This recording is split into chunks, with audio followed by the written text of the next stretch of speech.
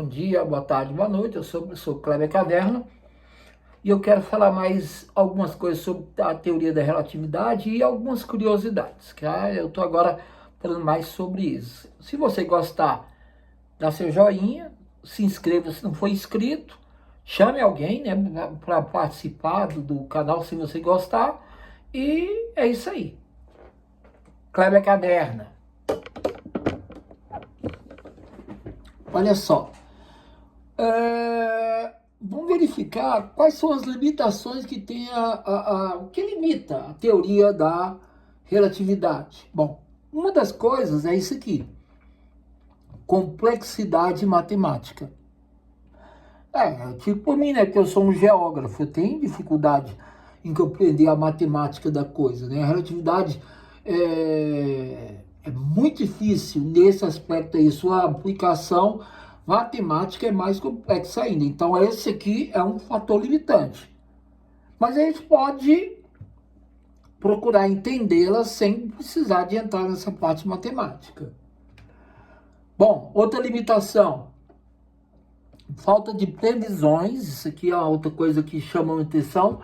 Falta de previsões em algumas escalas. Nem todas as escalas ela dá muito certo, né? Embora a relatividade geral ela possa ter sido testada numa grande quantidade de coisas, né? Existem regiões do universo que ela fracassa, né? Só a gente ter uma ideia, locais onde tem campos gravitacionais muito grandes, por exemplo, a área próxima ao buraco negro, né? Tem algumas regiões do universo que ainda não foi testado de forma conclusiva, né? A gente sabe que distâncias muito curtas, espaços quânticos, né, muito pequenininhos, ela tem dificuldade. Então essa é uma outra dificuldade. Terceira limitação: energia negativa e momento. Isso daí é um problema sério, porque pela teoria da relatividade, a gente só trabalha basicamente com a energia positiva. A negativa, ela não vai ser calculada.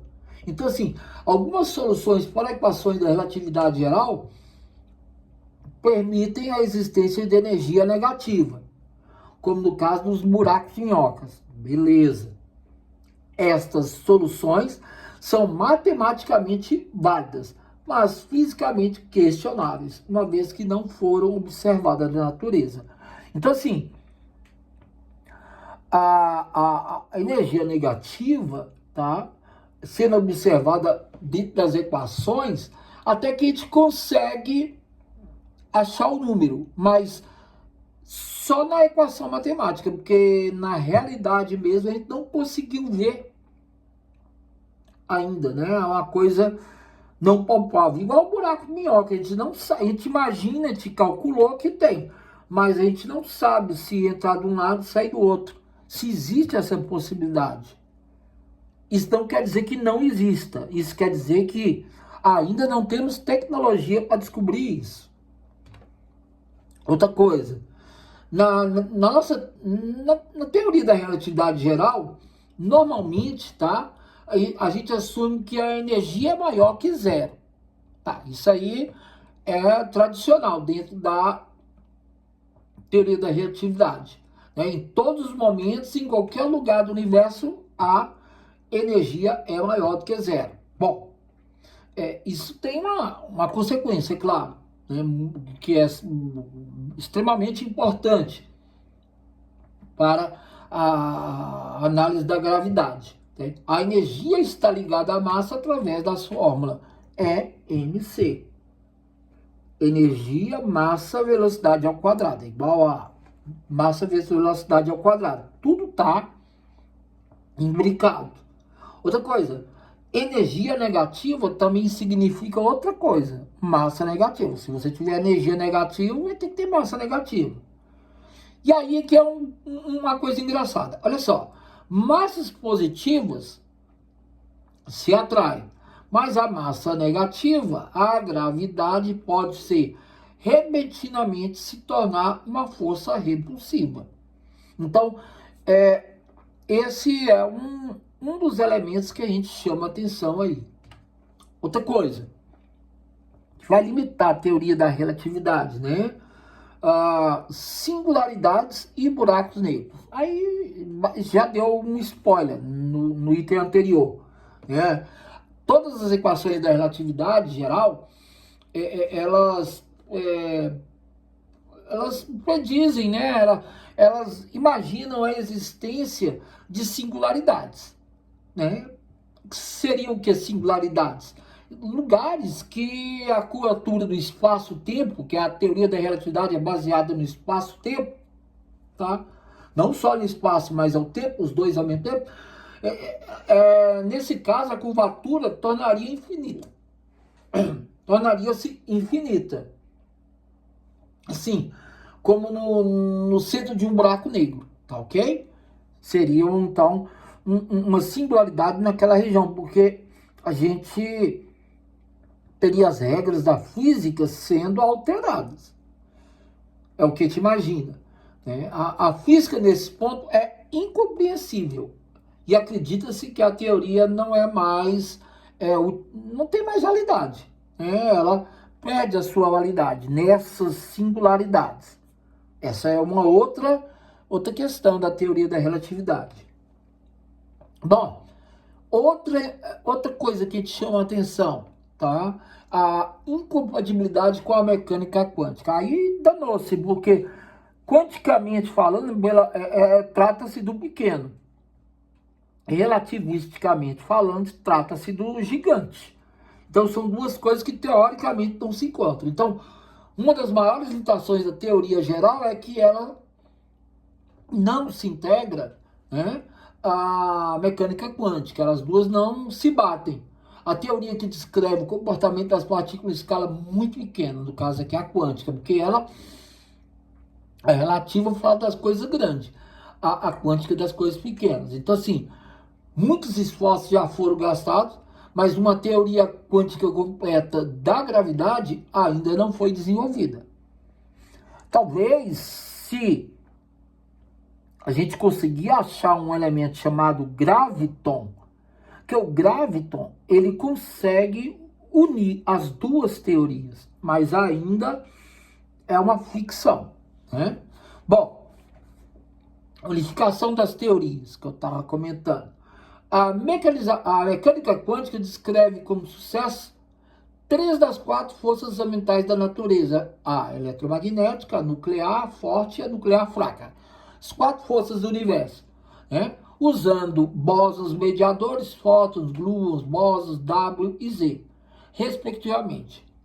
Bom, o que acontece com a gravidade? A gravidade, no entanto, tá, é descrita pela teoria da relatividade geral de Einstein como a curvatura do espaço-tempo, não uma força mediadora por partículas. Esse é o X da questão, tá? A teoria da relatividade não vê a gravidade como uma força, tá? Ela vê ela como a curvatura do espaço-tempo. Então, agora, se a gente conseguisse o graviton, aí a coisa mudaria de figura. Então, assim, ó, o graviton é proposto para colocar a gravidade no mesmo modelo quântico de outras forças. E aí sim, a gente teria uma unificação. Tá? Bom, ainda como limitações, né, da teoria relativística, né? Necessidade de matéria escura e energia escura. Aí é um problema. A gente teria que ter energia escura ou exótica e teríamos que ter matéria também, né? Matéria escura e matéria exótica. Olha só, para explicar certas observações astronômicas, como a rotação da galáxia, né? E a rotação e a expansão acelerada do universo, cientistas tiveram que introduzir uma matéria escura. Então, olha aqui, olha só. As galáxias, tirando, por exemplo, Andrômeda e a nossa que estão se aproximando, mas a maioria das galáxias estão se afastando. Só que com todas as contas que nós temos, A gente não consegue saber por que ela está acelerando tanto. Então os cientistas, eles, para mostrar que está acontecendo isso, né, desde que o Hubble conseguiu perceber pelo efeito Doppler que as galáxias estão, na maioria, se afastando, a gente então deduziu que deve ter alguma coisa aí. E aí entra a parte que tanto a matéria escura quanto a energia escura, a gente não sabe bem o que está acontecendo, elas estariam atuando aí e repelindo essas galáxias. Então, a gente não as vê, mas a gente sabe que ela existe. Então é mais ou menos isso. Ó, olha só. A relatividade geral não prevê diretamente essas entidades. E a sua natureza exata permanece um mistério. Tá? A composição do universo é basicamente o quê? Matéria comum nós, planetas, asteroides, cometas, galáxias, 5%. 27% matéria escura, que a gente não vê. E 68% energia escura, que também a gente não vê. Essa seria aí a somatória das coisas que existem no universo conhecido. Então, essa daí é mais uma parte curiosa, né, que a gente trata não só da teoria da relatividade, mas como a teoria quântica e a própria mistura das duas, que seria a teoria do tudo, né, a unificação da quântica com a relativista e vice-versa, mas a gente não conseguiu fazer essa união ainda. Talvez o graviton seja o elemento que vai fazer isso, mas a gente não consegue achar o graviton. A gente nem sabe se ele realmente existe, tá? Então, assim, muita coisa ainda tem que ser vista, ok? Um abraço, um beijo e um queijo. Eu sou Kleber Caverna, até a próxima.